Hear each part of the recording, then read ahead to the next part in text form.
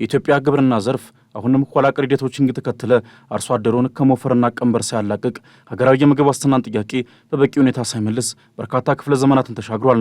የግብርና ስራዎችን ከእጅ በመካናይዝድ መሳሪያዎች ከመቀየር አንስቶ ጊዜና ጉልበት በሚቆጥቡ እንዲሁም ምርትና ምርታማነትን በላቀ ደረጃ በሚያሳድጉ የረቀቀ ቴክኖሎጂዎች እንዲታገዙ ማድረግ አሁንም አንገብጋቢ ጉዳይ ሆኖ ቀጥሏል። በግብርና ልማት ላይ የሚሰራው ሂፈር ኢንተርናሽናል የኢትዮጵያ ዳይሬክተር አቶ ቴዎድሮስ የሺወርቅ ተቋሙ በሰራው ጥናት መሰረት ከቅርብ ጊዜያት ወዲህ በግብርና ዘርፍ ላይ ለመሰማራት የሚፈልጉ ወጣቶችን ማግኘት እጅግ አዳጋች እየሆነ መምጣቱን ያብራራሉ። ለዚህም ግብርናችን በቴክኖሎጂ አለመዘመኑ ዋነኛ ተጠቃሽ ምክንያት መሆኑን አንስተው በግብርና ላይ የቴክኖሎጂ ስራ ፈጠራ ሀሳብ ያላቸውን ወጣቶችን በማወዳደርና በማበረታታት ዘርፉ ላይ ዘላቂ ለውጥ ማምጣት የሚለውን ዓላማ ማድረግ የዘንድሮ አጊቱ የኢትዮጵያ ቻሌንጅ 2025 ውድድር መዘጋጀቱን ገልጸዋል። ግብርና እንደ ሴክተር ወጣቱን አትራክት የሚያደርግ ሴክተር አይደለም። በአብዛኛው የትልቅ ሰው የሽማግሌዎች ስራ ነው።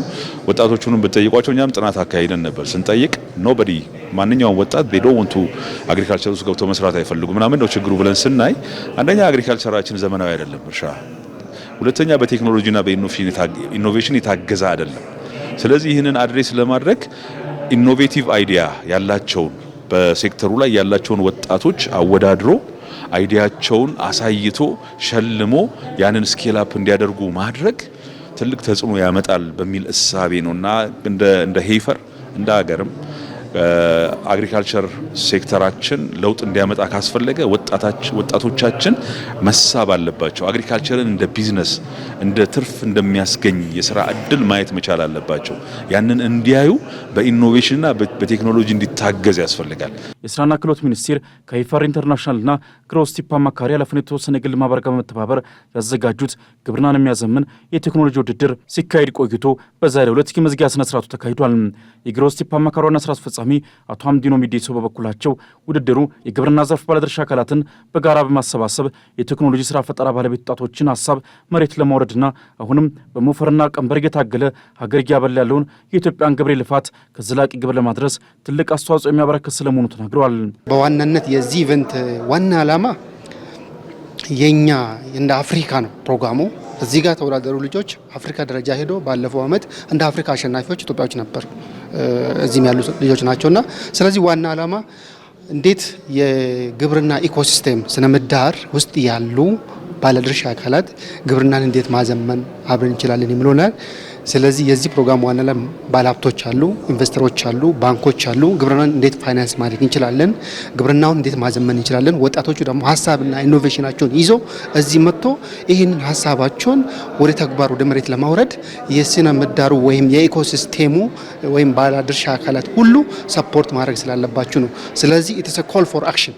አቶ ሀምዲኖ አክለውም ከግብርና እየራቁ ያሉ ወጣቶችን ለመሳብ ግብርናን በቴክኖሎጂ ማዘመን ወሳኝ መሆኑ ጠቅሰው ወጣቶችም ከማረስ ጀምሮ ምርት እስኪሰበሰብና ተጠቃሚዎች ጋር እስኪደርስ ያሉ ሂደቶችን በቴክኖሎጂ የሚደግፉ የፈጠራ ሀሳቦችን ማመንጨት ላይ ይበልጥ ሊሰሩ እንደሚገባ አሳስበዋል። ግብርና ላይ የወጣቱ ሞሮፍ ኢኖቬት ካልሆነ ቴክኖሎጂን ካልያዘ ገበሬው በለመደው መስራት አይፈልግም። በበሬው ማረሱ ሳይሆን በቴክኖሎጂ ማረሱ ነው የሚፈልገው። ስለዚህ ለወጣቱ ምቹ ሁኔታ ለማፍጠር ምን ይጣበቃል ማለት ነው? ሁሉም ባለድርሻ አካላት ወይም ደግሞ ሁሉም የስነ ምህዳሩ ተሳታፊዎች አብሮ መስራት አለባቸው። ስለዚህ ከወጣት የሚጠብቀው ነገር በጣም እጅግ ነገር ይጠበቃል። ስለዚህ ቻሌንጁ ምንድን ነው? ይህን ቻሌንጅ እንዴት ኢኖቬት ሶልቭ ማድረግ እንችላለን? የኛ አካባቢ የኛ ሰፈራችን ላይ ያሉ የግብርና ችግር ይሄ ማለት አግሪካልቸራል ቫሉ ቼኑን እንዳለው ሰው ከማረስ ጀምሮ እስከ መጨረሻ ምርቱን መሰብሰብ ሂደት ያለው ሁሉ ላይ ኢኖቬሽን ያስፈልገናል። ዘንድሮ ለአራተኛ ጊዜ የተካሄደ ውድድር የግብርና የቴክኖሎጂ ስራ ፈጠራ ሀሳብ ያላቸውን ወጣቶችን አወዳድሮ አሸናፊውን ሸልሟል። ይሁንና ከውድድር ባለፈ ሀሳቦቹ መሬት ወርደው ተጨባጭ ለውጥ እንዲያመጡ በቀጣይስ ምን ታስቧል ብለን የጠየቅናቸው አቶ ቴዎድሮስ ተከታዩን ምላሽ ሰጥተውናል። እኛ ከዚህ ቀደምም እንደምናደርገው አሁንም ከአሸናፊዎቹ ጋር ሜሞራንደም ኦፍ አንደርስታንዲንግ እንፈራረማለን። ፕላናቸውን አዘጋጅተው እንዲያመጡ እናደርጋለን።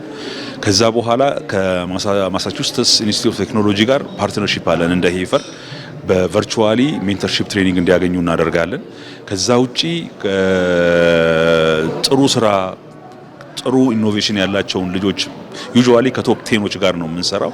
እነሱን ሰፖርት እያደረግናቸው ኔትወርክ እንዲያገኙ እያደረግናቸው እኛን የሚመለከት እኛ የምንሰራው ቫልዩ ቼን ላይ የሚሰራ ቴክኖሎጂ ካላቸው እኛ ጋር ኢንተግሬት እያደረግን አብረናቸው ነው የምንቀጥለው። አሁን ደግሞ ከኢዲአይ ጋር ፓርትነርሺፕ እየተነጋገርን ያለ ነው።